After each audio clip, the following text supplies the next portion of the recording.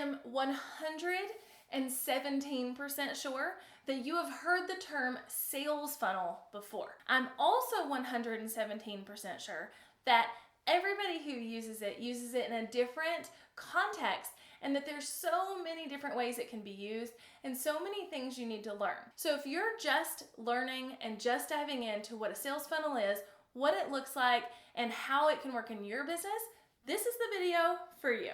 What's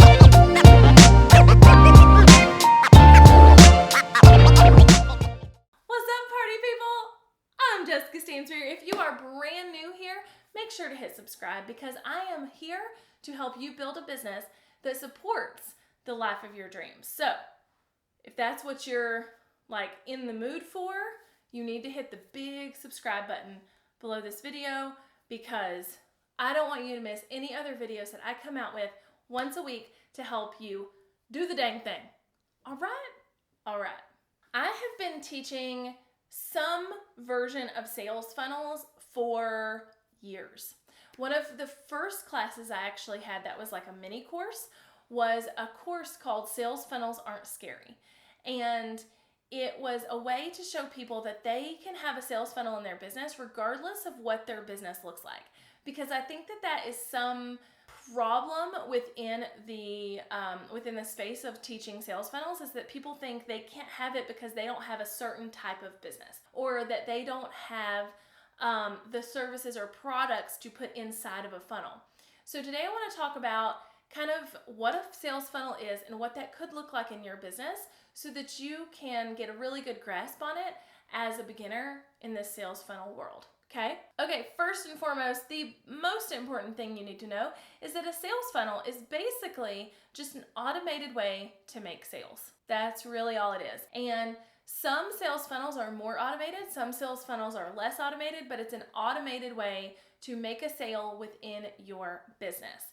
Now, you can use sales funnels if you are service-based, if you are product-based, if you are information-based like me, if you are selling an MLM, if you want to sell an affiliate, I don't care. You can use sales funnels. They just look a little bit different. Now, what generally happens, the reason they're called a funnel, is that a lot of people come in at the top. So somehow or another, you get people in the top. Usually it's with some kind of free content. You get people in the top, and the top of the funnel is bigger than the bottom of the funnel. So throughout the process, you get people from a lot of people at the top to just the right people who need to purchase your offer coming out of the bottom. So essentially, it's a way to catch and grab people who might be your perfect fit, take them through a process to figure out if they are, and make money on the other side.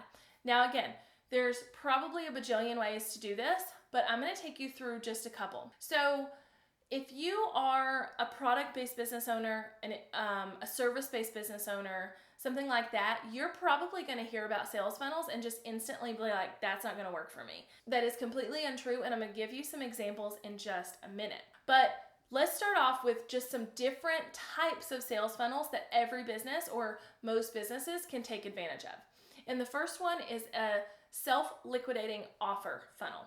Now, this is something that Russell Brunson and the ClickFunnels team really talks about and really teaches and preaches. Julie Stoyan is a great resource for figuring out this type of process and what that looks like. But essentially what it is that you are creating a funnel that will make no money on the front end.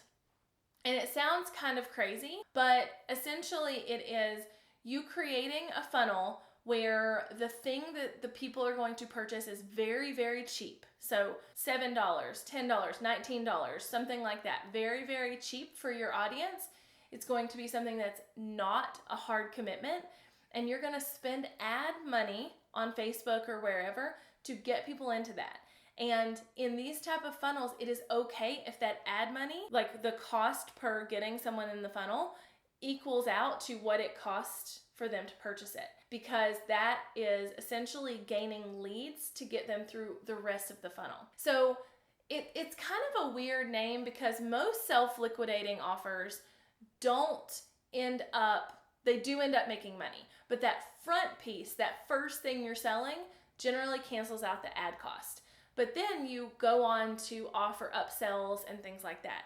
But essentially, this is a really great way to build your list and make a little money along the way. So if you just put out a free thing, if you just put out a freebie, right? It's just like, here's my free PDF, and you go to Facebook and you start running ads to that, it is literally not making you any money. It is costing you money to get people to this freebie. The point of an SLO funnel, slow, is to get people on the email list and also help you pay for ads. But then you get them through the process through different types of funnels, or throughout that funnel, you get them to spend a little more money. So I've actually been doing a lot of research in this type of funnel here recently. And what I'm normally seeing from this is that, let's say someone offers a very cheap offer at the beginning of their funnel. Let's say $27, $17, something like that. They are likely spending about that much money to get someone to actually purchase their thing. And that's okay. They're okay with that. As soon as someone adds the thing to their cart, so they spent $27 to get someone there to buy this $27 offer. I'm not always saying that it may take them $7 to get someone to buy their $27 offer, okay? So just know it's not always going to equal exactly, but you don't want it to kind of go over that. So let's say they get somebody they're adding this $27 thing to their cart.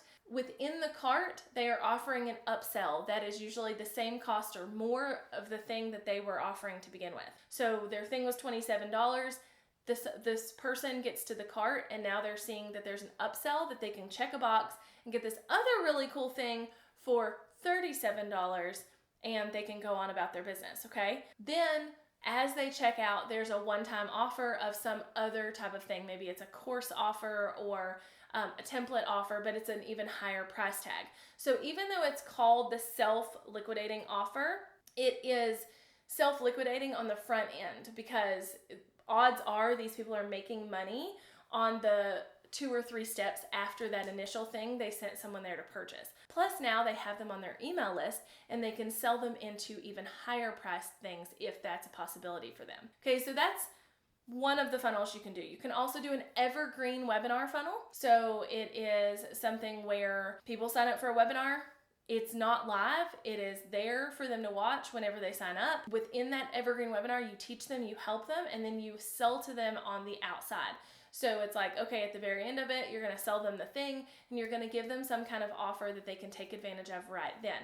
So that's a sales funnel. There's also sales funnels that can happen with your content. So I run a lot of sales funnels through email. So essentially what happens is I'm creating a video for you, or I'm creating a blog post, and within this video or within this blog post, I have this really cool freebie that will help you out in whatever it is you're trying to accomplish. So let's say I have a free guide that's going to help you with sales funnels, right?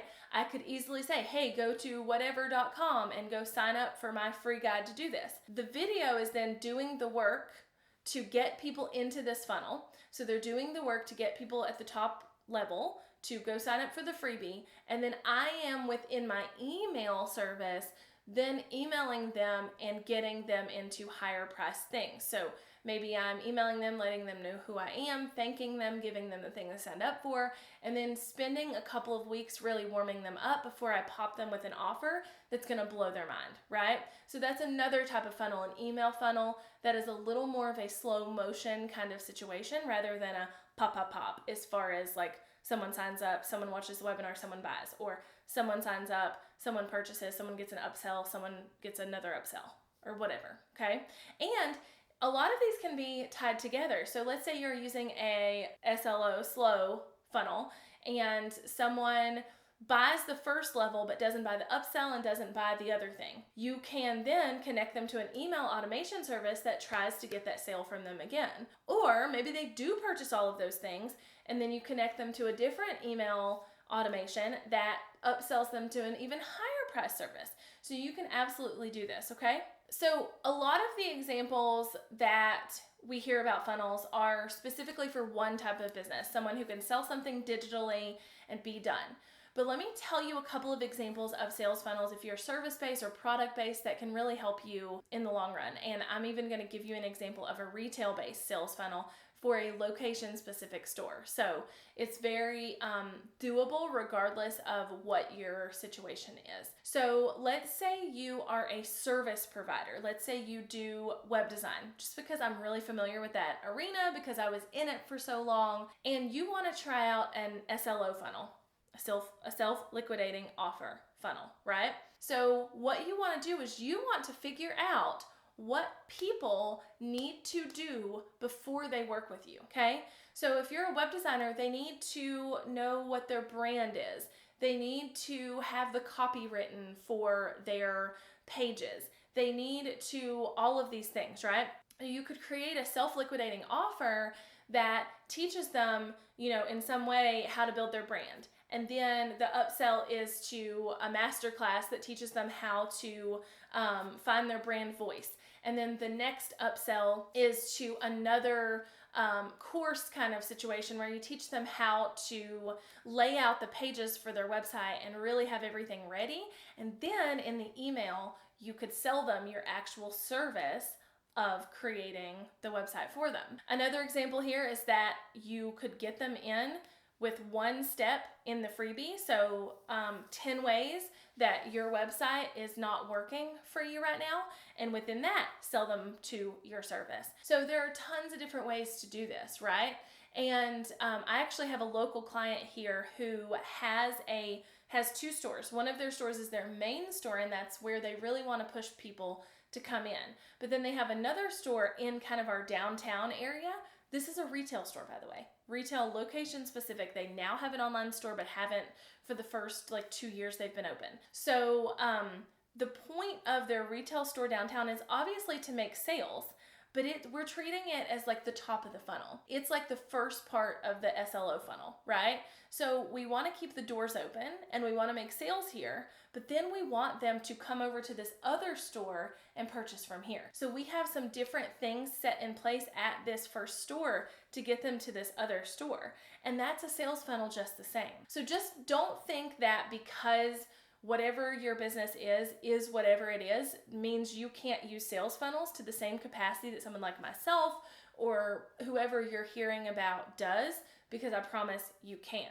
Also, I've linked some resources below in the description to Julie Stoyan. She talks a lot about the SLO funnel and is an amazing resource, but as well as just some different tools that I use to build my sales funnels, and all of that is linked in the description below. And if you have any questions, hit me up in the comments because I'm hanging out down there for a little while too. So hit subscribe, comment, let me know what's up, check the description, and I will see you later. Bye, y'all.